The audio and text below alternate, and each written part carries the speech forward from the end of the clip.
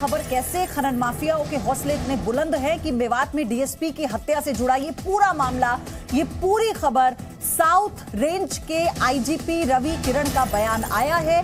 DSP Surendra औचक निरीक्षण पर गए थे, जिस दौरान उनके साथ ये बर्बरता की गई, उनकी हत्या हुई है। बैकअप टीम को बुलाने का वक्त तक नहीं मिला। ये बड़ी खबर इस वक्त की आपको हम बता दें कि किस तरह से डीएसपी की निर्मम हत्या की गई है। मेवात में डीएसपी की हत्या, खनन माफियाओं ने कैसे उन पर डंपर चढ़ा दिया। वो औचक निरीक्षण के लिए गए थे और टीम को बुलाने का मौका भी उन्हें नहीं मिला। बिल्कुल हमने सख्ती कर रखी है और सख्ती करेंगे। परिवार को तो जो सरकार की पॉलिसी है उसके तहत ही, एक तो जिस बैंक से पुलिस विभाग से सैलरीज दी जाती हैं वो 50 लाख रुपया तो वो बैंक देता है और 50 लाख रुपया सरकार देगी, 1 करोड़ रुपया इसको मिलेगा। हाँ, सूचना मिली होगी, अभी पूरी जानकारी हम एकत्रित कर रहे हैं।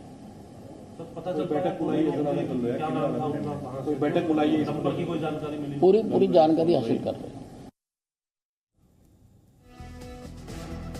तो आपको बता दें कि हरियाणा के नूह के तावड़ू में डीएसपी सुरेंद्र सिंह को अवैध खनन माफिया ने डंपर उन पर चढ़ाकर मार डाला।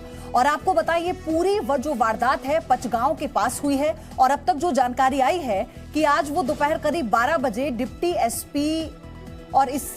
एसपी सुरेंद्र सिंह पंचगांव में अवैध माइनिंग पर छापा मारने गए थे। वो अपनी गाड़ी के नीचे खड़े थे, जो उन पर डंपर चढ़ा दिया, जिससे उनकी मौके पर मृत्यु हो गई।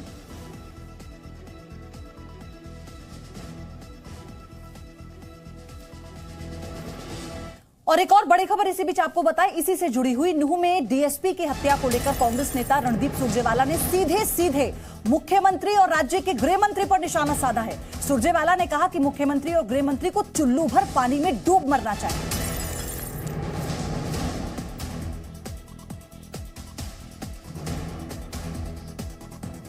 तावड़ू में जिस प्रकार से एक डीएसपी हमारे जो नौजवान साथी हैं उनको माइनिंग माफिया ने कत्ल कर दिया, दर्दनाक हत्या उनकी कर दी, इसके बाद मुख्यमंत्री जी को और गृह मंत्री जी को चुल्लू भर पानी में डूबकर मर जाना चाहिए। क्या आप ये नहीं जानते खट्टर साहब कि माइनिंग माफिया यमुनानगर से लेकर नूह और मेवात तक सर चढ़कर हरियाणा के खजाने को लूट रहा है, हरियाणा के खनिजों को लूट रहा है।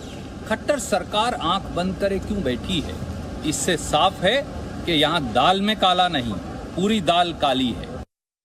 तो कांग्रेस ने बड़ा आरोप लगाया है सीधा मुख्यमंत्री पर और हरियाणा के गृह मंत्री पर। उनका यह कहना है कि चुल्लू भर पानी में डूब मरना चाहिए। किस तरह से खनन माफियाओं के हौसले इतने बुलंद हैं कि उन्हें ना तो कानून का खौफ है और ना ही वहां की पुलिस का। आप देखिए कैसे निरीक्षण करने के लिए जाने पर डीएसपी की निर्मम हत्या कर दी जाती है, डंपर चढ़ा दिया जाता है। हालांकि वो औचक निरीक्षण के लिए पहुंचे थे, वो टीम को बुला पाते, इतना भी समय उन्हें नहीं मिला। और कैसे डंपर से उन्हें रौंद दिया खनन माफिया ने और उनकी मौके पर ही मौत हो जाती है। हालांकि गृह मंत्री का यह कहना है हरियाणा के कि वो दोषियों पर सख्त कार्रवाई करेंगे, किसी को बख्शा नहीं जाएगा। लेकिन ऐसे में अब सवाल ये उठते हैं कि क्यों खनन माफियाओं के हौसले इतने बुलंद हैं कि उन्हें ना तो कानून का खौफ है ना ही पुलिस का। ये 12/10 पर ये घटना हुआ था। शायद डीएसपी साहब को ये सूचना मिला यहाँ इलीगल माइनिंग हो रही, फिर वो अचानक चेकिंग के लिए आया। फिर उनको गाड़ी यहाँ रोक कर वो चले गया वो गाड़ी देखने के लिए। और इसका टाइम में पीछे से एक डंपर आया, डंपर आकर अनलोडिंग करता हुआ इसको टक्कर मारता हुआ आगे निकल गया। फोर्स लेने के लिए उनके पास शायद वक्त नहीं होगा, अचानक इसके पास सूचना होगा कोई मुखबरी का, वो फटाफट मौके के लिए रवाना हो गया। ये अचानक घटना हुआ। तो आईजीपी को आपने सुना, उनका साफ तौर पर यह कहना था कि ये पूरी आशंका है कि मुखबिरी पहले से की गई थी कि डीएसपी वहां पहुंचने वाले हैं और वो अकेले हैं, यानी टीम उनके साथ नहीं होगी, वो सिर्फ औचक निरीक्षण के लिए आ रहे हैं। तो ये बहुत संभावना है कि मुखबिरी पहले से की जा चुकी होगी, जिसके चलते जो खनन माफिया हैं वो बहुत सतर्क हो गए, पहले से ही चौकन्ने हो गए। लेकिन इस पूरी हत्या को जिस तरह से अंजाम दिया गया है वो हमारे डीएसपी सुरेंद्र सिंह ये पास के नूह जिले में ड्यूटी पर थे और एक किसी खान माफिया के किसी व्यक्ति ने और उनके ऊपर गाड़ी चढ़ाई, उनकी मृत्यु हो गई है। बहुत दुखद ये घटना हुई है।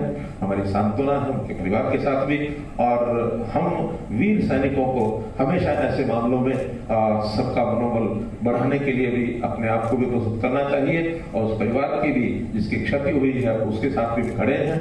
डीजीपी साहब से मैंने बात की है, तो हमारी जो अलग अलग योजनाएं हैं उन योजनाओं में एक योजना तो पुलिस की अपनी योजना है, जिसके अंतर्गत हम सरकार की ओर से उसको कुछ मॉनिटरी कुछ योगदान करते हैं उनके परिवार के लिए।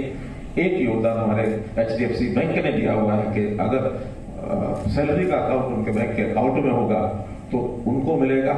एक बेनिफिट उनको शहीद का दर्जा अगर मिलता तो वो मिलेगा, और कुछ पुलिस की ओर से अपने जो वेलफेयर फंड भी जो है उसमें से भी योगदान किया जाता है। तो मैंने सब हिसाब लगा के जब जानकारी ली है तो हम शहीद सुरेंद्र सिंह के परिवार को 1 करोड़ रुपए की राशि सब उसको सहायता के लिए देंगे, और उसके परिवार से एक किसी व्यक्ति को जो नौकरी है वो भी जरूर देंगे। इस अवसर पर उनको श्रद्धांजलि अर्पित करने के लिए मैं आपसे निवेदन करता हूँ कि सारे कार्यक्रम के अंत में हम 2 मिनट का मौन जरूर रखेंगे। रजनीश शर्मा इस वक्त मौके पर मौजूद हैं, उनका हम रुख करेंगे। रजनीश, अभी आप मुझे बताइए वहां पर क्या हो रहा है, कौन कौन अधिकारी हैं जो वहां पर पहुंचे हैं, और क्या और जानकारी इसमें मिल पाई है? देखिए पीओधी, अगर बात की जाए पूरे मामले की तो सबसे पहले मैं आपको स्पॉट की जो तस्वीरें दिखा दूं। ये जो आप स्पॉट देख रहे हैं जहां पे ये ब्लड गिरा हुआ है, यहीं पे सुरेंद्र सिंह की डंपर से कुचलकर हत्या की गई। हालांकि इसके आगे की अगर मैं तस्वीरें देखूं तो आप सामने देखिए, सामने पत्थर ही पत्थर फैले हुए हैं। अगर बात की जाए इस पूरे घटना को लेकर तो ये पूरा इलाका जो अरावली पहाड़ियों का इलाका है और यहाँ पर अक्सर अवैध खनन होता है, और आज भी जब अवैध खनन हो रहा था तो DSP सुरेंद्र को इसकी जानकारी सुबह तकरीबन 8 बजे के आसपास मिली थी, जिसके बाद सुरेंद्र सिंह अपने गनर और अपने ड्राइवर के साथ यहां पर पहुंचे थे। और बताया जा रहा है कि नीचे की तरफ से जो सुरेंद्र सिंह की जो गाड़ी है वो नीचे की तरफ खड़ी हुई थी, और जैसे ही डंपर ने उन पुलिस की गाड़ियों को देखा तो इस रास्ते पे होके आए, लेकिन सुरेंद्र सिंह यहां पर खड़े हुए थे। जब सुरेंद्र सिंह ने डंपर को रोकने की कोशिश की तो डंपर ने सुरेंद्र सिंह को कुचला और आगे की तरफ बढ़े, और पीछे ये जो पत्थर आप देख रहे हैं, ये पत्थर जो है वो जैक ऊपर करके पत्थर फैलाते हुए निकल गए ताकि पीछे से कोई गाड़ी उनका जो है पीछा कर उनको ना पकड़े। हालांकि सूत्र ये बता रहे हैं कि डंपर को पकड़ लिया गया है, लेकिन कौन कौन आरोपी गिरफ्तार हैं इसकी अभी तक जानकारी नहीं मिल पाई है कि क्या किसी की गिरफ्तारी हो पाई है या नहीं हो पाई है। फिलहाल इस बारे में आधिकारिक पुष्टि होनी अभी बाकी है, लेकिन सूत्र ये बता रहे हैं कि जो डंपर है उसको जो पकड़ लिया गया है। मैं एक बार दोबारा पीओधी आपको यहाँ का पूरा नजारा दिखाना चाहूंगा। पूरा इलाका देखिए आप, जो अरावली की पहाड़ियों का इलाका है और यहाँ पर अक्सर अवैध खनन होता है। हालांकि अवैध खनन पूरी तरीके से यहाँ पर बैन है, लेकिन आज एक बार फिर अवैध खनन की जानकारी के बाद जब एक पुलिस अधिकारी DSP सुरेंद्र सिंह जब यहां पर पहुंचे थे तो उन्होंने डंपर को रोकने की कोशिश की तो डंपर ने उनको कुचल दिया। फिलहाल अगर बात की जाए अधिकारियों की तो अधिकारियों के मुताबिक सख्त कार्रवाई इसको लेकर की जाएगी, क्योंकि सुरेंद्र सिंह जो है वो करीब 3 महीने में ही रिटायर होने वाले थे। फिलहाल पुलिस FIR दर्ज कर लिया पुलिस ने, लेकिन अभी तक धरपकड़ जो आरोपियों की है वो लगातार चल रही है। जी पीओधी जुड़ चुके हैं हमारे साथ, वो भी मौके पर मौजूद है मेरे सहयोगी राजूराज। अभी जो अधिकारियों की हम बात सुन रहे थे उसमें यह भी कहा गया कि बहुत ज्यादा संभावना है कि मुखबिरी हुई हो, और ये मुखबिरी किसी अपने ने की हो। जो पहले सूचना मिली माफियाओं को ये पता लग चुका था कि वहां पर DSP पहुंचने वाले हैं और इसलिए वो सतर्क हो गए। देखिए निश्चित तौर पर जिस तरीके से DSP यहां पर पहुंचे और आते ही जैसे ही वो डंपर को रोकने की कोशिश की और उन पर डंपर चढ़ा दिया गया।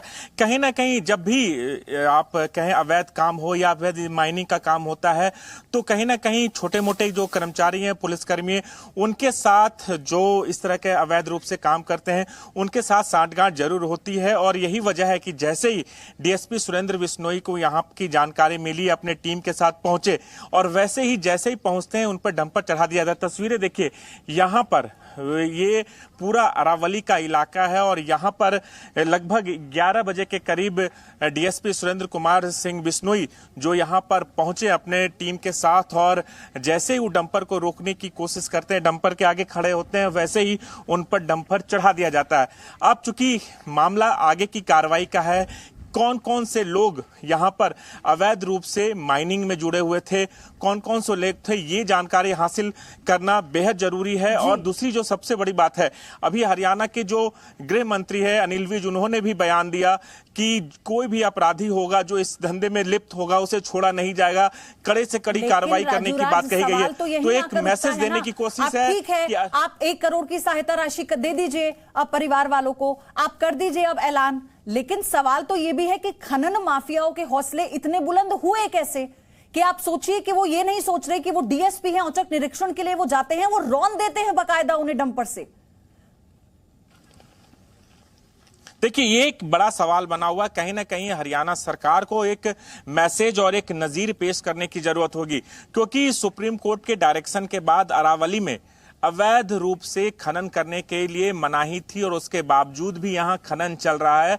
तो कहीं ना कहीं जो छोटे स्तर के कर्मचारी या फिर कहीं ना कहीं बिना मिलीभगत के कोई भी खनन करना बेहद मुश्किल है, क्योंकि क्रेशर मशीन लगाया जाता है, डंपर चलते हैं, डंपर से पत्थरों को अलग जगह से भेजा जाता है। तो कहीं ना कहीं मिलीभगत होती है और जैसे ही डीएसपी सुरेंद्र कुमार बिश्नोई को जानकारी मिलती है, वो यहाँ पर पहुंचते हैं, कार्रवाई करते हैं और उन पर डंपर चला दिया जाता है। तो ऐसी घटनाएं कभी रेत माफियाओं के खिलाफ हम सुनते हैं, कभी अवैध रूप से जो माइनिंग किया जाता है वहां पर ऐसी घटनाएं सुनते हैं, लेकिन जब तक नजीर पेश नहीं किया जाएगा ऐसी घटनाओं पर रोक नहीं लगा सकता है। और यही वजह है कि आज सुरेंद्र सिंह को अपनी जान गंवानी पड़ी, क्योंकि उन्होंने एक कार्रवाई करने की कोशिश की, यहां पर रेड डालने के लिए पहुंचे। जैसे उनको जानकारी मिली, कहीं ना कहीं अंदर से लोग जो मैसेज है, जो मुखबिरी हुई है, उसके तहत आज ये अब ऐसे में कई सवाल उठते हैं, कई सवाल हैं जो इस पूरे हत्या के बाद खड़े होते हैं। सवाल ये भी है कि क्यों कानून व्यवस्था के इतने दुरुस्त होते हुए, जिसका दावा सरकार कर रही है, खनन माफियाओं में खौफ नहीं था, ना कानून का, प्रशासन का और ना ही पुलिस का, जो इस घटना को, इस हत्या को इतनी बर्बरता से अंजाम दिया गया। आप दोनों बने रहिएगा हमारे साथ, आगे भी आपसे और जानकारी लेते रहेंगे। मौके पर हमारे सहयोगी इस वक्त मौजूद हैं।